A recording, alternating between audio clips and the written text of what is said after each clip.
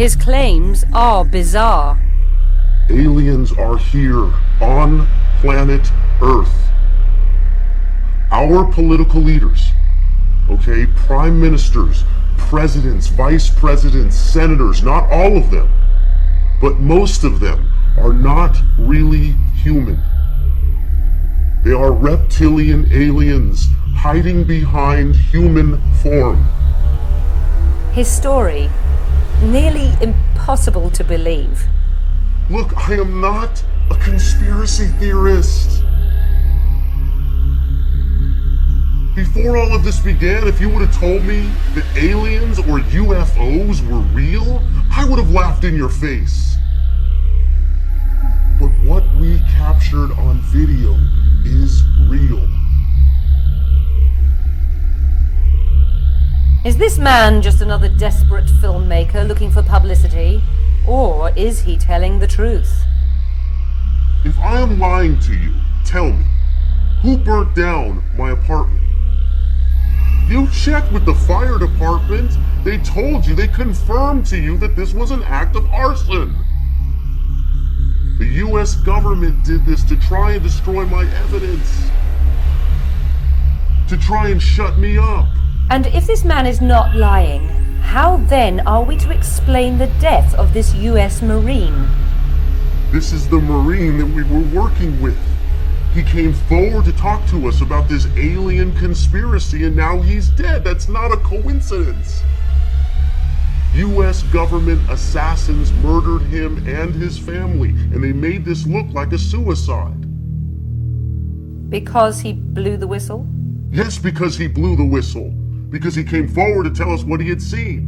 Vice President Dick Cheney turning from a human into an alien. And if his story is nothing more than a hoax, who was it that destroyed his best friend's life? Brandon and I, we went too far, man. We got too close to the truth. And now his life, and my life, it's over. Is this man to be believed? Did he indeed capture on his video camera the most important story of our time? Or is he lying? On this edition of Truth Seeker TV, we will reveal what our investigation into this man's account unearthed, and what we found may shock you.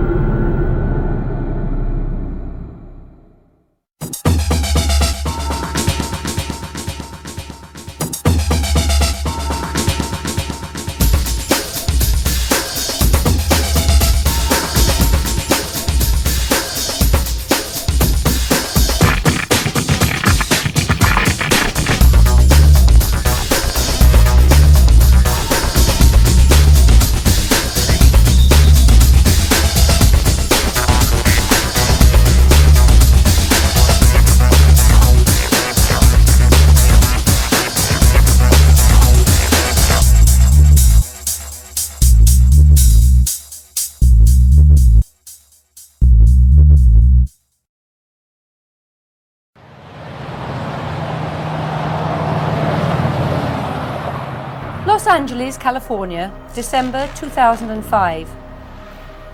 Our subject has agreed to grant us an interview, but only if we protect his anonymity.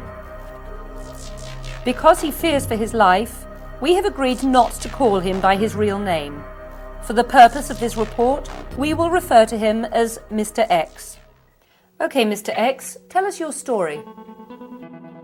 It's really not my story. It's Brandon Corey's story. Brandon was a successful businessman and a father of two. And he was a great dad. I mean, he was raising these kids on his own after his wife Mary left him.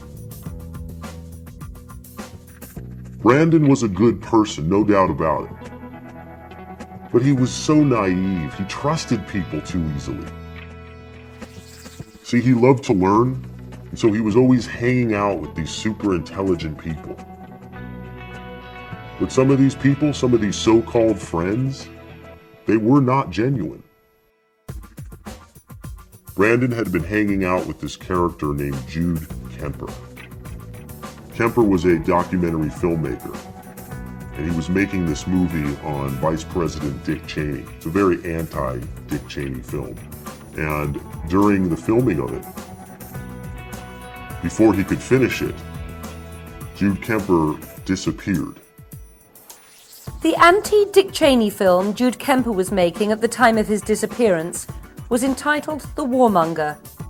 While Kemper's film was never finished, Truth Seeker TV has procured the following clip. There is no doubt that Saddam Hussein now has weapons of mass destruction. There is no doubt that he is amassing them to use against our friends, against our allies, and against us. Vice President Dick Cheney is not just a greedy, thieving warmonger. There is much more to the shapeshifter that has yet to be revealed. The real Dick Cheney must be exposed.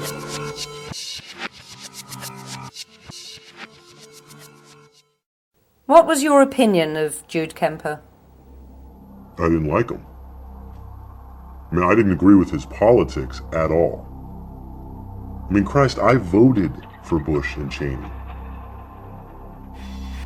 But I can see how a guy like Brandon fell under Jude's spell. Brandon was naive. And Jude was tricky.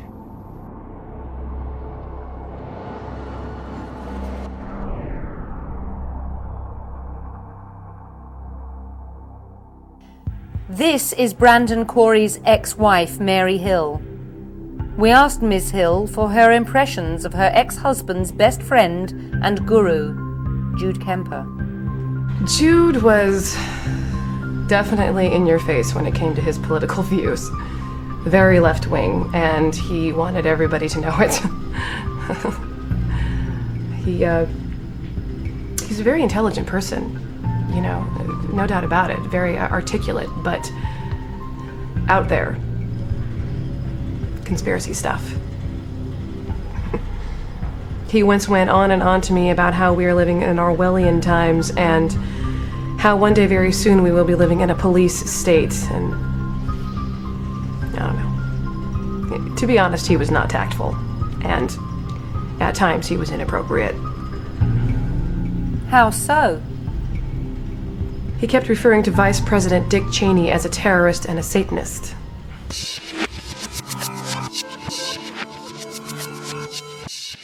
Dick Cheney and the masters he serves are not here on planet Earth to bring peace and prosperity through public service. This is only their cover. These lizards are here to enslave humanity by creating war, chaos, and destruction. Jude was trying to finish this documentary film he was making, The Warmonger. So Brandon invited a bunch of us up to his house in Malibu to screen the film, to watch it. But the film didn't have an ending. It was missing its final scene. So we watched the film all the way up until the ending, and that's when Jude stood up and he told us what his idea was for the final scene of his film. And that's when he talked about this incident in England. This disgruntled English person broke into one of the Queen's castles in England. And he was able to make it all the way into the Queen's bedroom, where, according to Jude, he sat on the Queen's bed and had a 10-minute conversation with the Queen of England before he was captured. The incident Jude Kemper was referring to is well known to the English. In July 1982, Michael Fagan breaks into Buckingham Palace and manages to have a 10-minute conversation with the Queen in her bedroom before being arrested by her guards. The daring stunt shocks the nation as authorities scramble to justify the breakdown in national security. So what does the Buckingham Palace break-in have to do with the ending to Jude Kemper's film? Because Jude was planning to do the same thing to Vice President Cheney. You mean to break into the Vice President's room and have a conversation with him? Yes, but unlike the guy in England, Jude's idea was to wear this hidden internet camera and capture this entire conversation on tape. And then he was going to use it as the final scene in his documentary. So what was Jude Kemper planning to say to Dick Cheney? I don't know, I asked him, but he wouldn't say. It was weird, he kept saying, all will be revealed, all will be revealed. Facing unrelenting criticism for what was being seen by many as an illegal war in Iraq, Vice President Dick Cheney travelled to Los Angeles on January the 14th, 2004, where he gave a speech designed to invigorate declining support for his war on terror. In Los Angeles, Mr. Cheney was met by record numbers of anti-war protesters. One of them would be Brandon's mentor, filmmaker Jude Kemper. Jude disguised himself as a Secret Service agent. He strapped on one of these hidden internet cameras. He broke into the hotel in Century City where Dick Cheney was set to give a speech later that day. He made it all the way up to the penthouse suite, to the penthouse floor, where he was arrested by U.S. Secret Service agents. The agents brought him into a room, they questioned him, and they beat him. They beat him pretty bad. I mean, so bad that his camera died. But there is no record of Jude Kemper's arrest. The FBI and the Secret Service claim that no such arrest was ever made. That's because they're trying to cover this up. Jude Kemper had very specific information about Vice President Dick Cheney. Information that the government doesn't want the world to see. Okay, now back to the footage. Jude's camera captured it, but how did Brandon get it? Brandon's computer at his house in Malibu was set up with the software to receive the signal. To better understand how Jude Kemper's hidden camera could have survived without he himself resurfacing, we sought the advice of an expert in internet camera technology. Explain to me how these web cameras work.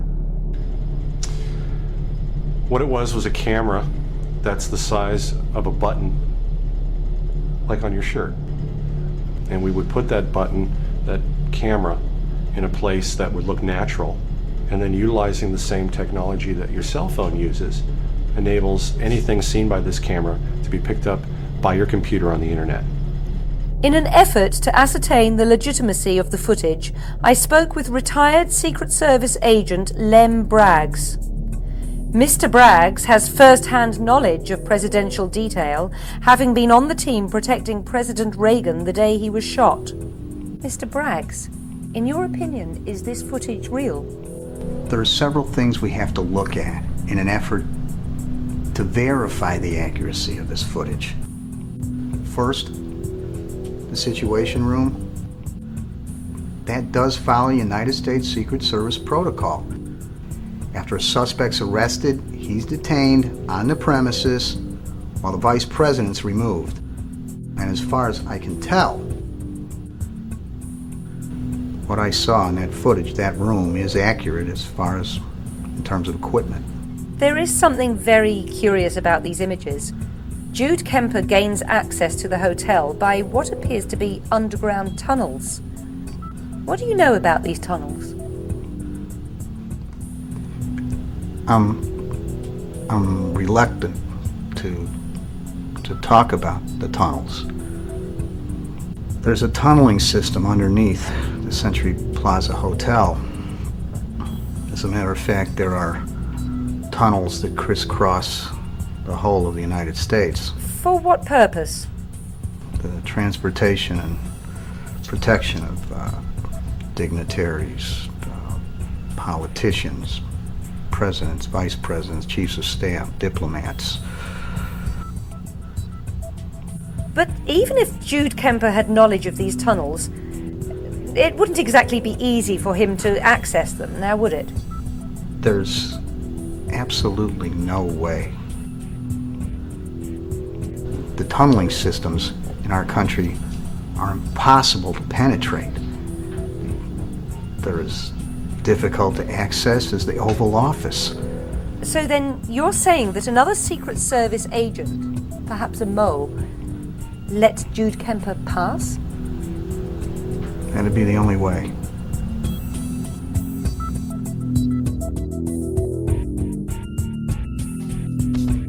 After he had watched Secret Service agents assaulting his friend, Brandon copied the footage to a DVD disc and brought it in to the Los Angeles Police Department. Truth Seeker TV has confirmed that Brandon spoke with a police detective named Scott Purcell. Purcell took down Brandon's statement and promised that he would get back to him. But he never did. Detective Purcell refused us the opportunity to interview him for this report. What did Brandon do after the police failed to investigate? He went to the Secret Service. He went to the FBI. But they all ignored him. They refused to do anything. And that's when he started writing letters. And he wrote a lot of letters. I mean, he wrote to Congress, he wrote to his senators. I think he even wrote a letter to the president. But nothing happened. Everyone was ignoring him. According to Mr. X, after weeks of trying to get both local authorities and the federal government to help him get justice for his friend, Brandon made a decision that would prove to be fatal. He decided to go looking for Jude on his own. So Brandon goes on his search for Jude and he hires you to videotape him while he investigates. Why film this? Because he had a sense that he was getting in over his head and he wanted it documented in case something went wrong, which it did. Do you regret getting involved in Brandon's investigation? Lady, I don't have a home anymore. What do you think? Where's the first place you went on your investigation? We went to Detective Scott Purcell's house. Now, this is the detective that Brandon originally filed the missing persons report with. The guy that had been ignoring Brandon's phone calls. Is this him? It is him.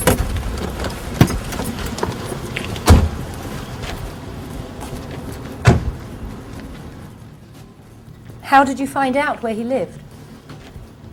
If you have enough money, you can find out where anybody lives.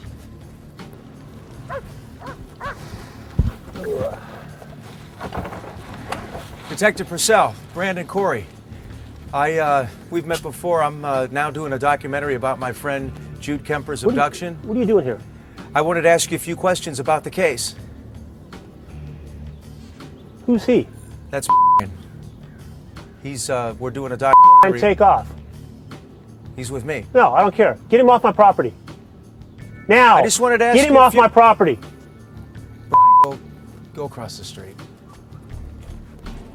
Maybe you didn't understand me. I said get off my property. Go on. Go across the street. Turn that thing off. Listen, turn it off. I just wanted to ask you a few questions. I haven't heard What the from hell do you you in 2 think months. you're doing? What do you... This is my house, okay? This is where I live with my family. My wife is in there. My children are in there. Now, I got to explain to them why I got somebody coming over here with a cameraman to my property. I understand. Listen, I'm sorry. You know where I work? You could have contacted me there. I left you like 30, 40 messages over the last 2 months. A friend of mine's been abducted. Yeah, I understand that. And what's happening with the case? I'm just trying to find out. I'm not trying to intrude here. I mean, I respect that, but I need to know what's happening. I'm only going to say this once. I'm not going to answer any of your questions. I'm not on the case anymore. That's it. Well, who's on the case? I told you, I'm not going to answer any more of your questions. I'm not working the case anymore. So that's where our tax dollars go, huh? Jesus Christ. You've got to have some kind of information. Help me here. Something, a lead. I'm not answering who can I any talk to? other questions. Off. But who? Get off. Jesus Christ. It confirmed exactly what we thought. That the United States government had gotten to Detective Purcell and stopped him from investigating.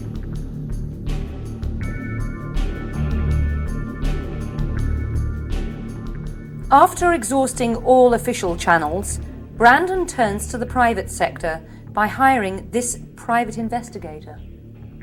Brandon had provided this private investigator with all kinds of information on Jude. An old driver's license, an old social security card, anything that we could get our hands on. And we thought, this is probably going to get us somewhere in this case. But this is when things started to get really, really weird. I hope you didn't loan this guy any money. It looks like a scam. All the documents you gave to me look really good on their face, but when we go to check them out, there is no Jude Kemper. What do you mean there's no Jude Kemper? Well, it's probably one of the best phony identities I've ever seen, but according to my records, he doesn't exist. This is a friend of mine. We've known each other for 6 years. You got his phone bill. You got his property deed. He owns his house. Well, as far as property goes, it's owned by a mortgage company in Los Angeles. The DMV says that the driver's license was never issued. The vehicle registration, they say, is fake. Social Security card comes up as a no issue. There's no credit records. There's not even a postal forwarding on the guy. We hang out together. He's a friend of mine. He is a real person. So what other alternative could there be? Well, if that's the case, the only other alternative that it could possibly be would be some type of cover-up. And the only people I would know that would have that kind of wherewithal would be the federal government. Well, then they're doing something. Then what do we do about it? Where do we go from here? Well, it's not a we situation if that's the case. I quit because I don't need that kind of trouble. So what, I'm on my own here? Yeah, I would say so. There is much more to the shapeshifter that has yet to be revealed. The real Dick Cheney must be exposed. According to Mr. X, it's at this point that Brandon Corey gets creative by starting this missing persons website, findjudenow.com. Using the same internet marketing strategies that had helped make Brandon a millionaire, his findjudenow.com generated so much publicity that just 2 months after starting it, the website was recording millions of visitors. This is Brandon's brother-in-law, Mark Hill. We spoke to him about the website Brandon started for Jude. Brandon was a businessman. He's a smart guy. He would pay these college students, $12 an hour to trade links. Dozens of them. I mean, he had an army of college students trading links on this thing, and it just exploded. It was out of control. And that's when he started getting all the mainstream press.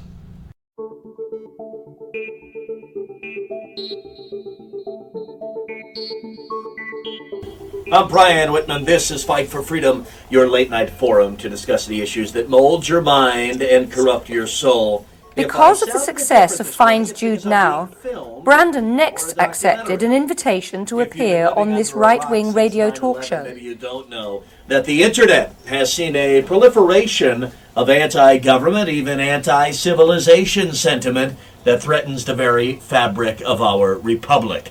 Conspiracy theorists have always annoyed me, but today it seems that every wacko from Baltimore to Baghdad has a voice in cyberspace that they're exploiting to try and destroy America. My guest tonight is one such voice. Mr. Brandon Corey joins us. Welcome to the Lion's Den. Thank you.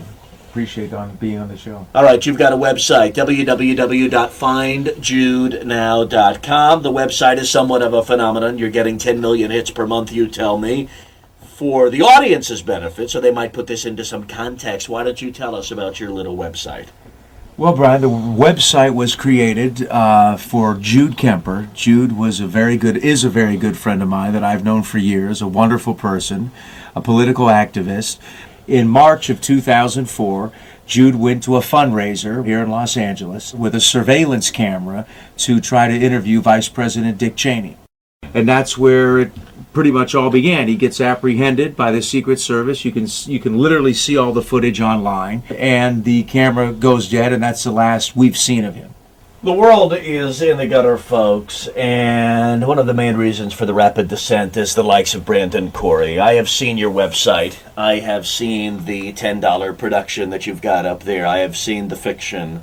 that you're offering. What is that supposed to mean, the fiction? This is a guy who has been abducted. He was a little bit of a radical in some regards, but this guy was a good person. A little bit of a radical in a post 9/11 world, dressing up as a Secret Service agent to sneak past Secret Service. No, it is ridiculous. You're right. Well, but that's not a reason for him to be abducted. This guy is missing. My now. opinion is it's fiction. What do you mean it's fiction? Well, look, what do you mean? What do you know what fiction is? Yes, but you're saying what? So it Phony. it didn't happen. Fraudulent. So where's Jude at then? So where I don't is know he? where's Waldo? This isn't a joke, Brian. This is somebody's life here. Yeah. This is somebody's life that you're making a mockery No, of. I'm not making a mockery. It's fine to say it was wrong. It's fine for you to I totally agree with you with posing as a Secret Service. Should he have been handcuffed, arrested, and maybe even sent to jail? Absolutely. That didn't happen. He's gone. He's been abducted.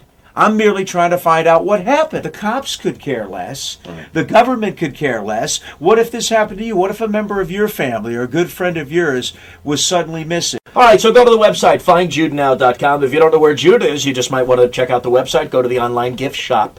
Have your credit card handy. Maybe buy a coffee mug or a T-shirt. We'll take a short break. We'll get right back to your phone calls in a moment after the break. All right, we're going to take some phone calls here. You'll need headphones for that. You got a great job, Brian. It's good work if you can get it. You don't really believe that I made this up, do you? I mean, I know you're trying to get callers to call in and stuff like that, but be honest with me. You think this is a hoax? I say what I believe on the air. You do? Yeah. So you think this is a hoax? Why don't you just talk to me about this when we get back from the break? And that's the reason you had me on? Save it for the air. Brandon and I were no longer living together, of course, but we did see each other because of the kids, and we were close. And he would mention getting hundreds of emails per day because of the website. Every nut in the world claiming to know where Jude was. All the calls were pretty much bogus. But the person they met in D.C. we now know was the real deal.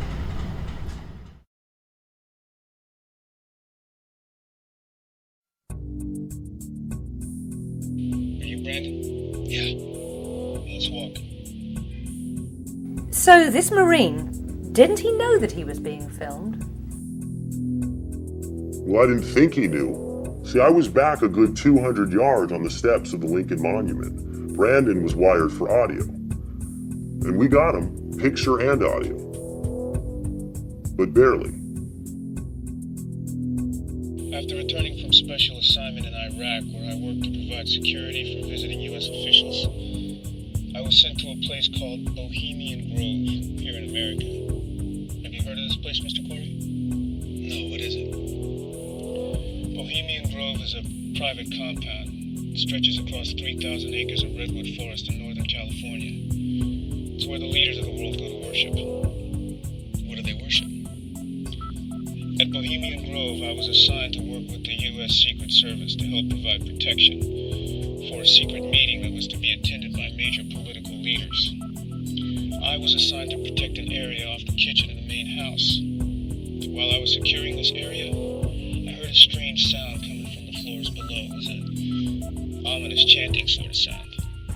I worked my way toward the chanting, and after what must have been at least 15 minutes, I found the room that chanting was coming from. And that's where I saw it. What did you see? I saw a shapeshift, Mr. Corey. What's a shapeshift? Your friend Jude broke into the Century Plaza Hotel dressed as a Secret Service agent. Once inside, he was trying to make his way toward a hotel suite being guarded by 2 agents. Inside that room was Dick Cheney. Ask yourself why Jude wanted to get into that room. Jude was trying to get into that room to get him to talk about the war in Iraq, to get him on camera admitting that he lies to the American people. No. Your friend Jude might have been crazy, but he wasn't stupid. You don't breach national security and risk getting killed just to have a conversation with the vice president. Keep digging, Mr. Corey. Keep digging and you'll find the answer. Wait a minute, sir. You said something about seeing a shapeshift. What is that? Watch Jude's film, Mr. Corey, and you'll find some answers in it. I've watched it 100 times. Keep digging. Keep digging, Mr. Corey. Good luck.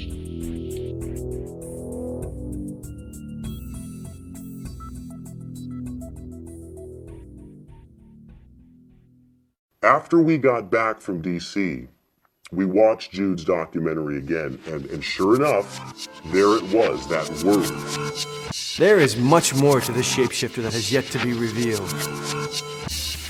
The real Dick Cheney must be exposed. See, we had heard it before, but now it meant something to us. It was that word that the Marine in DC had mentioned. I saw a shapeshift, Mr. Corey. A shapeshift, Mr. Corey. A shapeshift, Mr. Corey.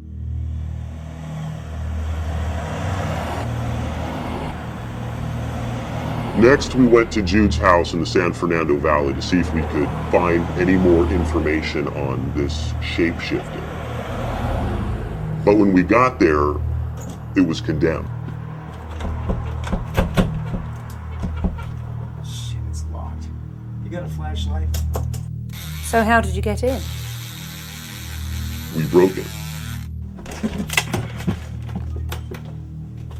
Give me the camera back.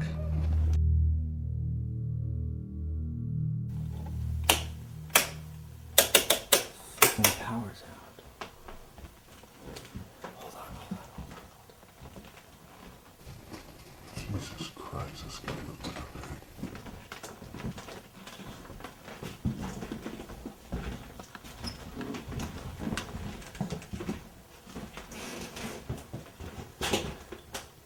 I didn't know your boy went to Yale. I didn't either. That's weird. What's so weird about it? I think he would have mentioned it.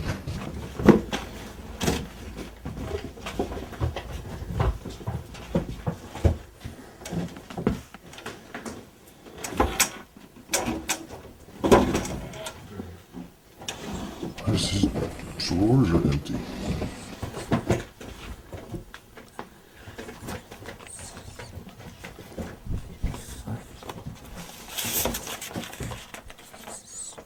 Here's that book from David Icke. This is that guy that Logan was talking about on the phone. I got the same thing over here. Shh. What? What? What? Sounds like whispers.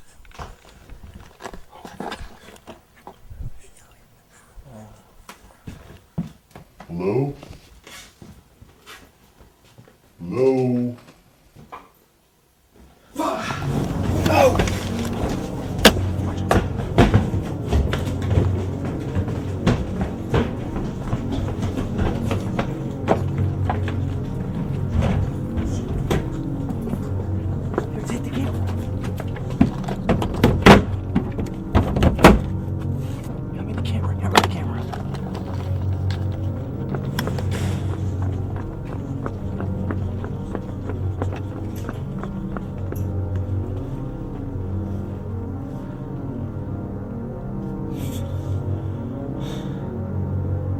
See, this was a weird thing, because we definitely felt that somebody was in that house.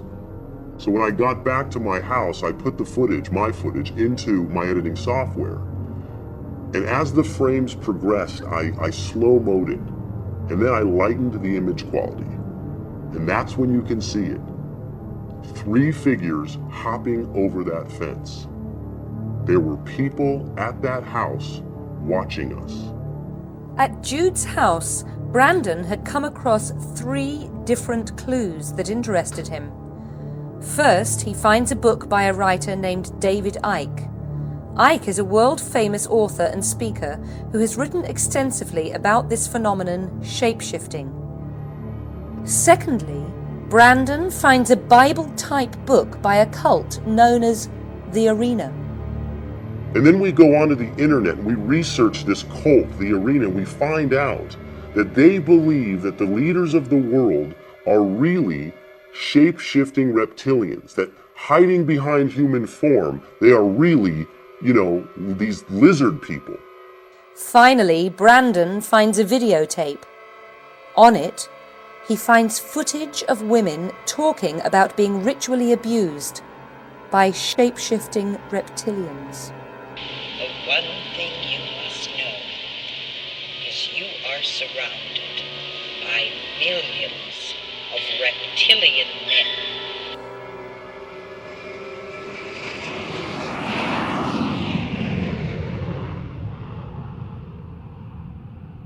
Days later, Brandon and Mr. X travelled to England to meet with David Icke. Icke is a former professional footballer whose promising career was cut short by rheumatoid arthritis. He then became a well-known sports broadcaster for the BBC, but later turned to writing numerous books on the occult, and has become the world's most controversial and most popular conspiracy theorist, selling millions of books and speaking to thousands at packed venues all over the world. DNA decides the characteristics of the body. Now, scientists think they know a lot about DNA. They know shit about DNA compared with the reptilians.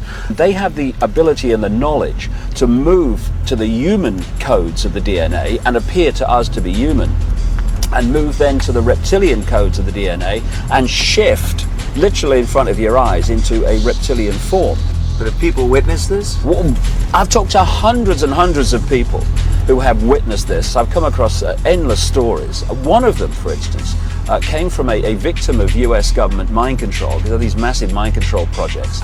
And she tells the story in her book, and she's told me personally, of how she was with George Bush, the father, in the White House when he was vice president, and he told her they were a extraterrestrial race that had taken over the planet, but no one realized it because they looked human. They came from a far-off space place. He told her this? He told her this. Did they not, want to kill her? I mean, that's well, who's going to believe it, Brandon? That's the defense mechanism. It's so fantastic. And he said that they had the ability, these hybrids, to move between human and reptilian form. That's exactly what we're talking about with shape-shifting. And interestingly, the first things to go, and that which goes quickest, is the eyes. They move to a reptilian form first. And it often happens when these guys are in a real emotional state or really, really angry. It starts to move that DNA shift. David, I wanted to ask you about some disturbing footage that I got in Los Angeles of some really bizarre. It's really bizarre. It's these women that claim that they've had sexual relations and relationships with these reptilians. I mean, have you heard of this before? Yeah, it makes absolute sense. I've heard it from so many different people around the world that this abuse and stuff goes on. Fuck, what's going on here? All right, okay.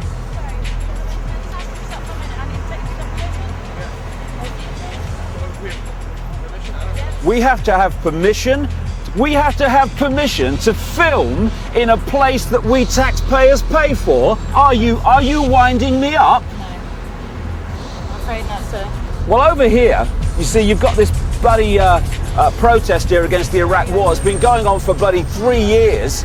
And the other night, they pulled it all down. In the middle of the night, the police, you can't even protest against people who are killing thousands of children and civilians in Iraq. You can't do it. It's against the law. See, peace is against the law. The law is against peace. But in there, where they want to go on their wars of conquest and kill thousands of bloody children, the law is on their side to do that. It's a free country. Please. Intelligent life calling planet Earth. We are not being served by the people we elect. We serve the people we elect. Okay, I got an idea. In this neo-Nazi state where you can't film your own public buildings, why don't we just walk and just come behind us and we'll just chat away? Stick it in your jacket. That's probably the best thing. Let's do it. Let's do it. And amazing, isn't it? This is free Britain, ladies and gentlemen. So, according to Mr. Icke's instruction, you then hid your camera inside your jacket? Yes, I had to. Otherwise, they would have shut us down. David, let me ask you about it. Have you ever heard of a group called The Arena? No, what's that? It's in Los Angeles. It's a group. I got to be honest with you. I'm concerned about it because they've been following me, and I'm wondering if I'm safe from these guys. It's called The Arena. I've never heard of The Arena, but all over the world there are hundreds of thousands of groups and cults that work in secrecy that you would call secret societies, secret groupings, and in the end they fit together to form the web of global control and manipulation. But I've never come across specifically The Arena. No. Now let me ask you, if you, since I've now found out about them and they know that I've found out about them, I've been followed by them, am I safe? Am I in trouble here? Well, first of all, the fact they're following you means you're going down a road they don't want you to go. So that's good. It means you're on a trail that's worth pursuing. But I'm worried. I'm worried. I got kids. You have a choice, Brandon, right? You can walk away and let them intimidate you and go into your nice life and forget about Jude and forget about all this shite, right? Or you can say, hold on a minute, at this point in my life, I'm going to do something about the injustice and the manipulation and the horrors that go on in this world, and so I'm going to uncover this and I'm going to keep going. So you said that David Icke gave Brandon a sort of walking tour of London to show him this so-called reptilian symbolism. Yes, again, David Icke told us that this is where the reptilians operated their central base from, and that this is where the reptilian symbolism was, most noticeable. What I want to do is show you something here. Like I say, this is one of the great global epicenters of reptilian manipulation through this, if you like, secret society network. It calls itself the Illuminati. Right. Now, what are the chances, just by coincidence, of the logo, the very image of this city, being that? There it is. It's two flying reptiles holding a shield. Now that shield is the symbol of the Knights Templar. And if you look over there, you've got a colour version of it. All over this place, mate, you'll see these images.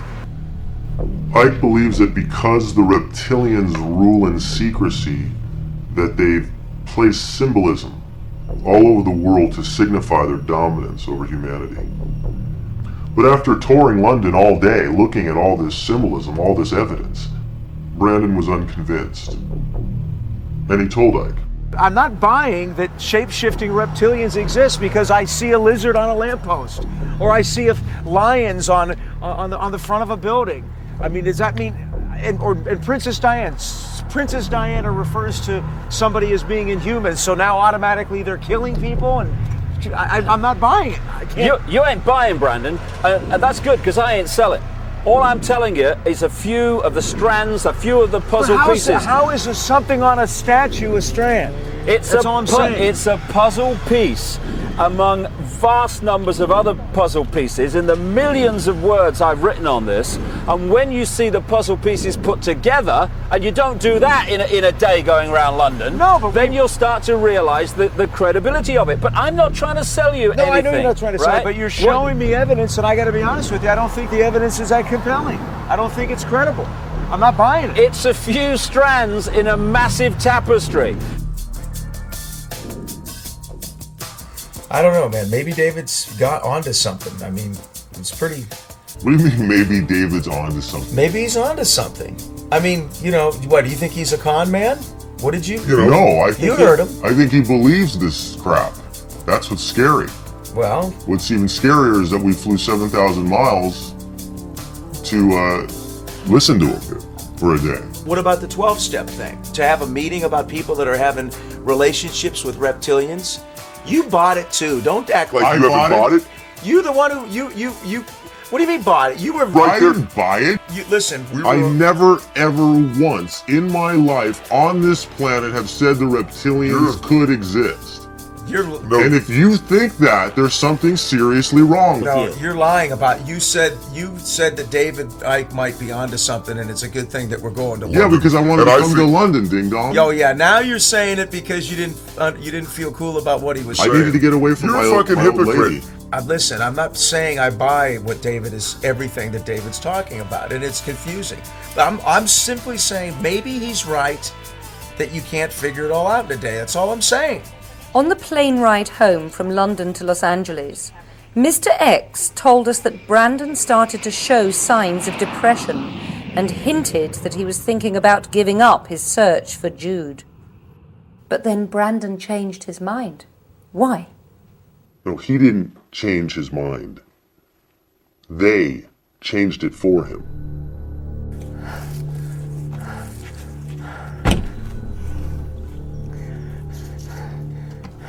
While we were in England meeting with David Icke, someone broke into Brandon's house.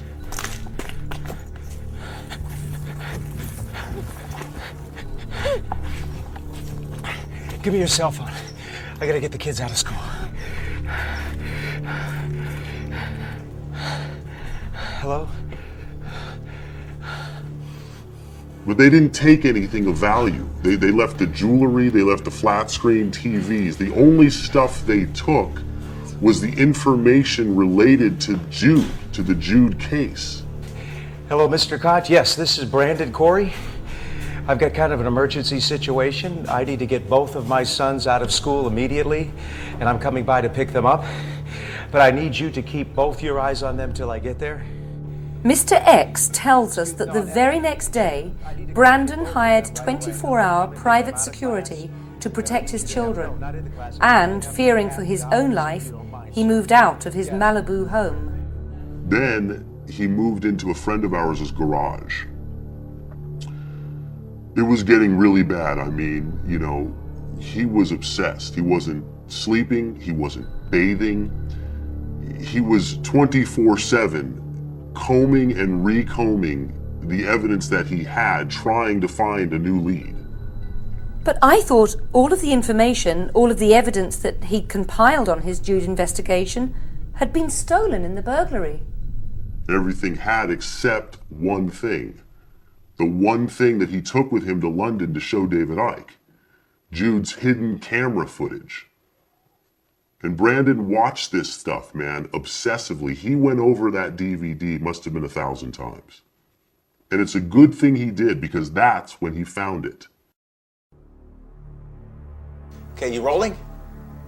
Yeah, I'm rolling. Okay, listen, just stay with me with this, okay? Just hear me out for a few minutes, all right? I'm gonna start from the top. We know for a fact that Vice President Dick Cheney was speaking at that hotel in Century City on January 14, 2004. We also know for a fact that Jude went to the hotel on that same day to try to approach the Vice President wearing a hidden camera disguised as a Secret Service agent. You're with me, right? Yes. Okay. All right, right here. How does he get past these guys? We don't know, but he gets past these guys in through the hotel lobby, okay? He's gotten past 2 or 3 Secret Service agents somehow. Okay, look at this guy. This guy is obviously securing the elevators, correct? Yes. Okay. Doesn't it look like he's looking right at Jude? It looks like he could be, yes. Jude gets right by this guy. He gets right by this guy, he gets inside the elevator, and he hits PH, which we've seen, which stands for what? The penthouse floor. Now, look at this. If you look at the footage here very closely, you can see, bring the camera in here for a second. Look at the floor here. See how it's carpeting and then it changes here? It's shiny. Does that look like that could be a marble floor? Yeah. Okay, we've got 2 Secret Service agents standing on what could be a marble floor in front of a doorway. So what could they be securing? It could be the penthouse suite. Could be the penthouse suite. Who could be in the penthouse suite at this very moment? Who could be in the penthouse suite this day? Dick Cheney, Brandon. Dick Cheney. Exactly. In my opinion, Dick Cheney's in that room. Remember what the Marine told us in D.C. Your friend Jude broke into the Century Plaza Hotel dressed as a Secret Service agent. Ask yourself why Jude wanted to get into that room. So what's your point? My point is that Dick Cheney was in that room shape-shifting. Jude knew it, that's why he was going to that room. He had the hidden camera, he was walking in there to capture it on film. Let me continue on with the footage here. Okay, they arrest him, they bring him into this command center type room, all right? This is where they start questioning him. These guys are starting to get rough with him. Now this guy here, this guy's the guy who beat him the hardest. Did you see that? No, see what? Bring the camera in, I'll slow-mo it, okay? Right before the camera goes dead, watch this. Watch this guy's eye.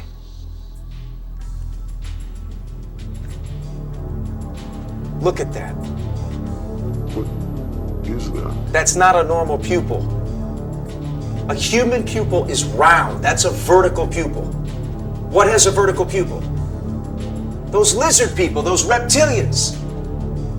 Remember what David said in the taxi cab in London. He said when these people shapeshift, they do it in a fit of rage, and the first thing to go is their eyes. Had Jude's camera not have been knocked dead, he'd have gotten a full shapeshift on film.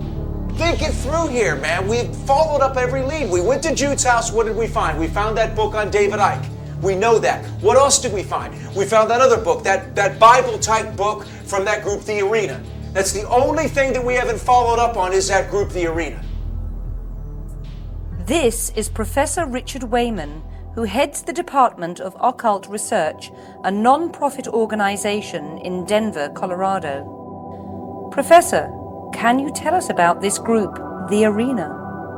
Well, the Arena believed that man was created when Eve joined into a sexual union with the serpent in the Garden of Eden, thus creating man to serve and carry out the will of the serpent race, or lizard people, as some refer to them. Can you explain what you mean when you say the lizard people? Yes, the Arena believe that there are many people that walk among us who look human but really aren't. They call them the lizard people.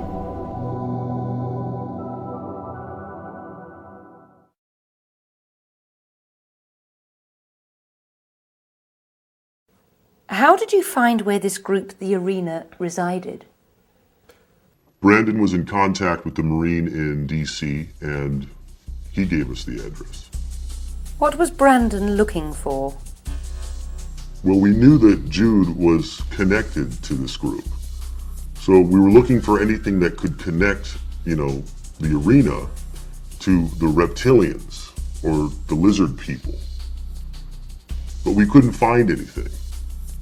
So we just waited and waited until finally they came out. How long did you and Brandon follow the Arena around for?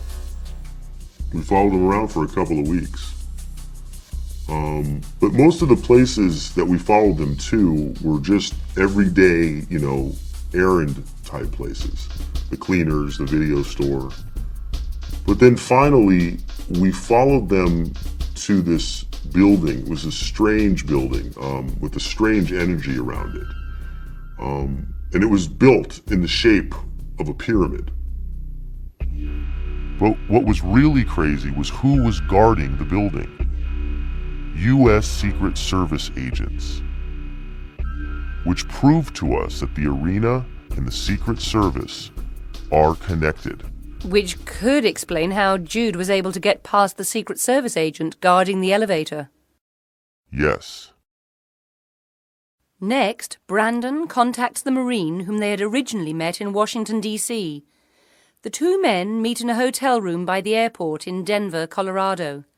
Mr. X rigs a hidden camera in the corner of the room so as to capture their conversation.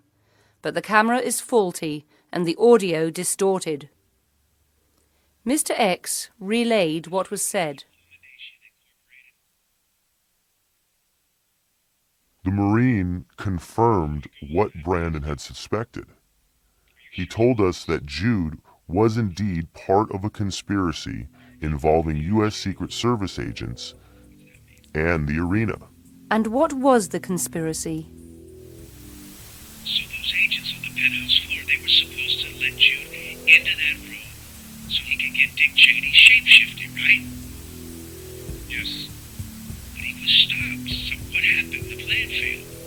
Your friend Jude didn't fail. He was double-crossed. But he got part of a shapeshift on film. His mission was Dick Cheney, but he was betrayed. And once he realized this, he opted to trigger the Secret Service agent that betrayed him. What do you mean, trigger? Jude knew his hidden camera was still on. He fooled the agent into revealing himself right before the camera died.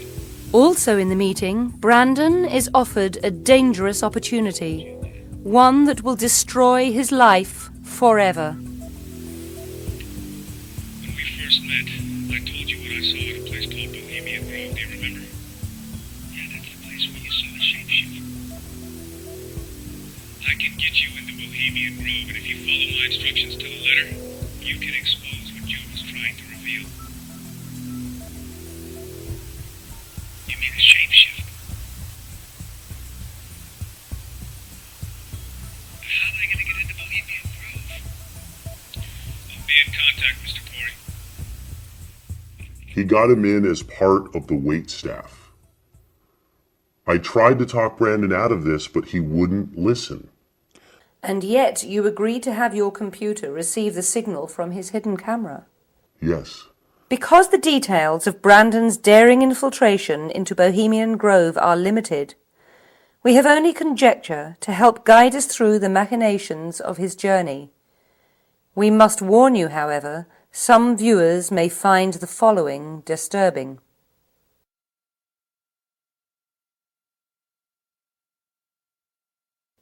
first, we see only static as the hidden camera seems to try and find its signal.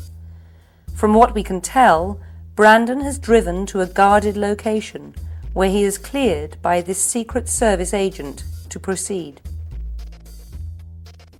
As Brandon follows instructions and makes his way towards this van, we see an ominous-looking structure in the distance. After being searched by security, Brandon is blindfolded and helped into the van. As he enters the van, his camera signal dies, and it does not reappear until after the van has pulled behind the service entrance to this mansion.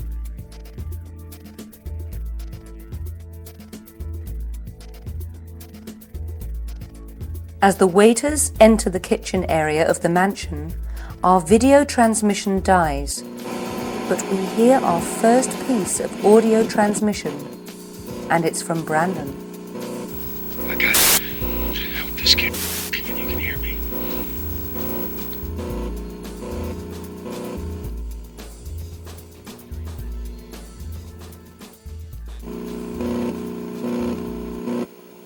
Brandon tries to blend in at first by helping the other waiters set up in the grand ballroom inside the mansion.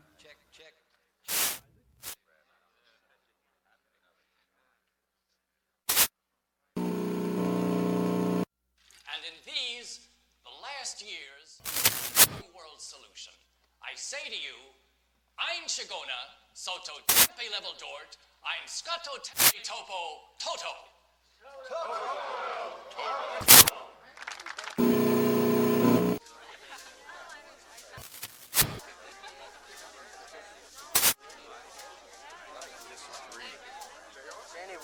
That boy, that's obvious. Mark my words. Then another term that will bring this nation to the brink of revolution. After serving drinks for these guests, Brandon makes his move.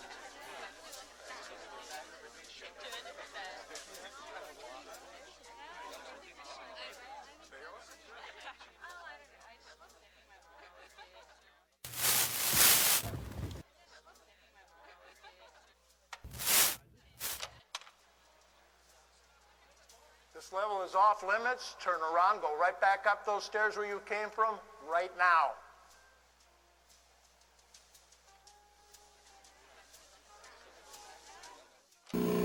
Now, picture and audio are lost again. And when they are restored, we see that Brandon is in an unfamiliar hallway off the kitchen.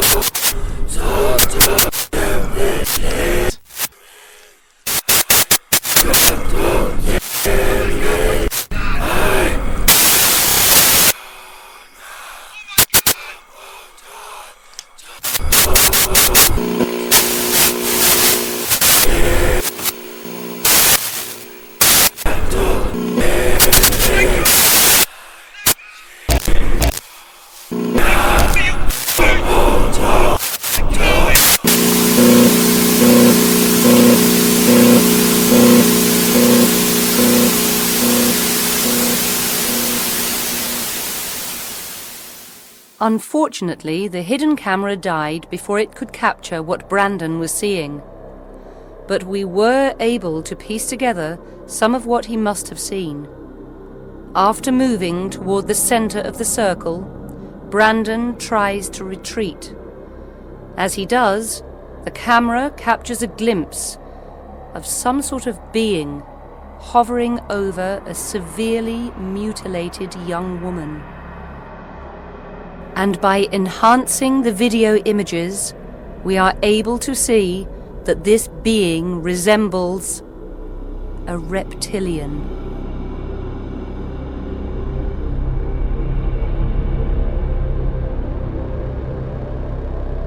Brandon never came home from Bohemian Grove.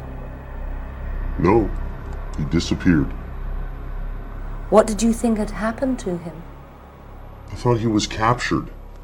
But didn't you go looking for him? Yes, of course I went looking for him. But then I stopped. After watching Brandon's brave penetration into Bohemian Grove from his computer at his Hollywood apartment, Mr. X copied a DVD disc of the footage and left for the evening. But when he returned 3 hours later, he found that his home had been destroyed. The Los Angeles Fire Department has confirmed to Truthseeker TV that the fire which destroyed Mr. X's apartment was an act of arson. I attempted to interview the other tenants who live in the building. All but one declined to speak with me. While refusing to be interviewed on camera, the tenant did confirm that they had seen a suspicious-looking person loitering near the building just 24 hours before Mr. X's apartment was torched.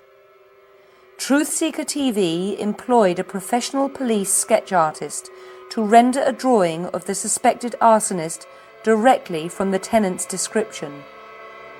And needless to say, we were shocked at the result. Is this Jude Kemper? Or is it just another member of the arena? Is it likely that the alleged arsonist just happens to bear an uncanny resemblance to a member of the group he and Brandon had been tracking? We think not.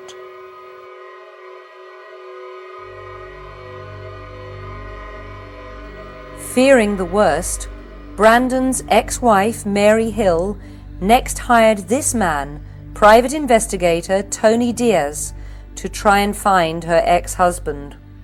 The first thing in locating a missing person is either A, credit card activity, or B, cell phone activity. Just 3 weeks after hiring Mr. Diaz, Mary Hill received a phone call from the private eye's office. Mr. Diaz had found Brandon. We tracked him all the way down to a cheap motel in Denver, Colorado, real close to the airport.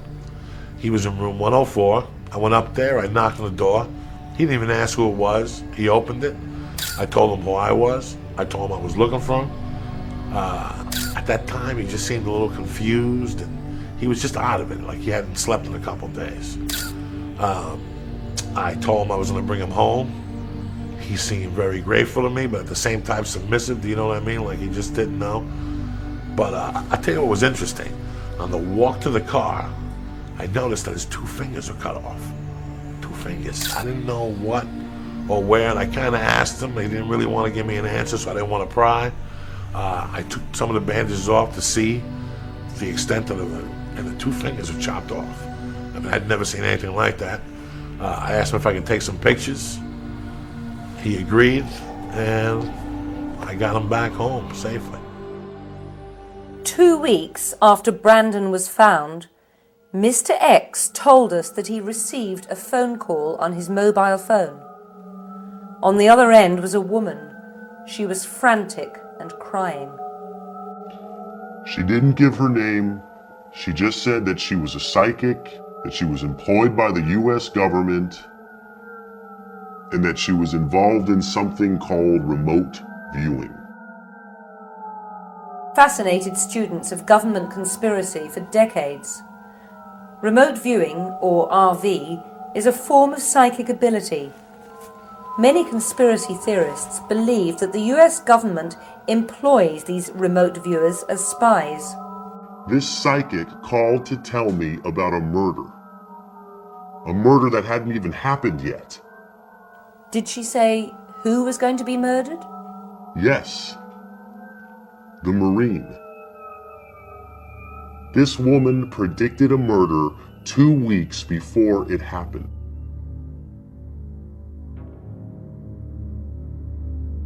Brandon Corey has since returned to his Malibu home, but he never goes out.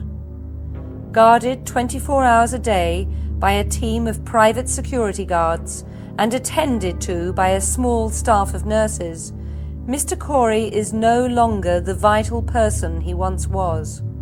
Truthseeker TV has repeatedly requested an interview with him, but we have been categorically refused all access, his family citing exhaustion and concern for the safety of his children.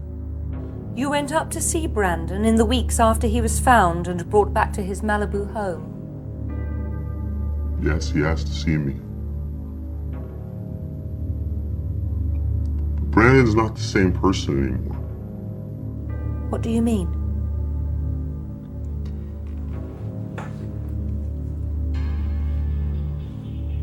Didn't just take his fingers. Done something to his mind.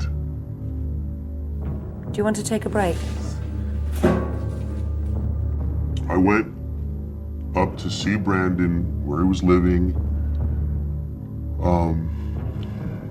He didn't say much. I mean, what he did say was almost impossible to understand. He kept mumbling and mumbling, but I did hear him sort of say one thing. He kept saying the same word over and over again. He said the tapestry, the tapestry, the tapestry. And at first I didn't know what he was saying, but I think he was referring to David Icke in London. It's a few strands in a massive tapestry. If you want to see the tapestry, you have to keep digging, you have to keep reading, you have to keep searching, and then you'll find it. What else, if anything, did Brandon tell you? He told me to continue searching. For Jude Kemper? Yes, for Jude. Will you continue searching? No way, I'm done with this shit. But yet you are talking to us. Yes, in case something happens to me, I want the world to see the truth, right? The first things to go, and that which goes quickest, is the eyes. They move to a reptilian form first. And it often happens when these guys are in a real emotional state or really, really angry. That's not a normal pupil. A human pupil is round. That's a vertical pupil. And he told her they were an extraterrestrial race that had taken over the planet, but no one realized it because they look human. This is what's happening, and these are the people behind the events in the world that cause the chaos and the hunger and the war. They have the ability and the knowledge to move to the human codes of the DNA and appear to us to be human, and move then to the reptilian codes of the DNA and shift literally in front of your eyes into a reptilian form. What you see on that footage is what I've been had described to me hundreds and hundreds of times by people from every walk of life you can think of. I saw a shapeshift, Mr. Corey. A shapeshift, Mr. Corey.